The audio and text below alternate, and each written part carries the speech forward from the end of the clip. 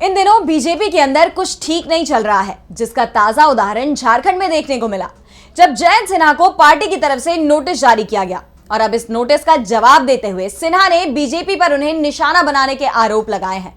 तो क्या कहा है सिन्हा ने, जानने के लिए देखिए ये रिपोर्ट। लोकसभा चुनाव के बीच बीजेपी में बड़ी फूट की खबर निकलकर सामने आ रही है। बीजेपी की रणनीति अब उस पर ही भारी पड़ती हुई नजर आ रही है।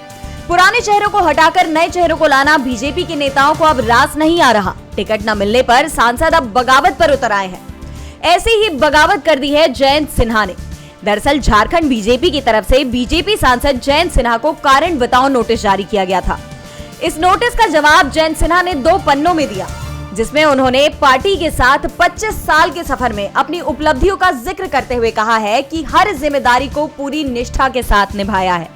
इन सबको देखते हुए आपका ये पत्र सार्वजनिक रूप से जारी करना अनुचित है।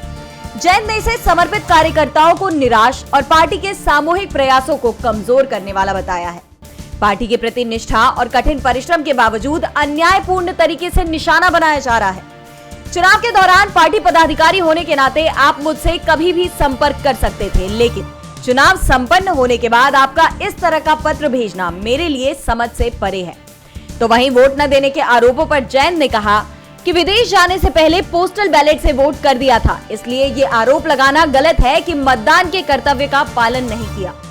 इसी के साथ इन 2 पन्नों में जयंत सिन्हा अपने मार्च से लेकर मई तक की पूरी जानकारी देते हुए बीजेपी के नोटिस का जवाब देते हुए उन पर निशाना साधा है। दरअसल झारखंड के हजारीबाग सीट से वर्तमान सांसद जयंत सिन्हा को भारतीय जनता पार्टी बीजेपी ने कारण बताओ नोटिस जारी किया था।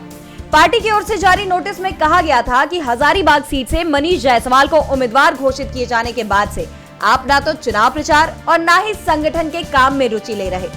आपने अपने मताधिकार का भी उपयोग नहीं किया, जिसके बाद बीजेपी ने जयंत को 2 दिन के भीतर इस नोटिस का जवाब देने के लिए कहा था, जिस पर सिन्हा ने ये जवाब दिया। डीवी लाइव की रिपोर्ट।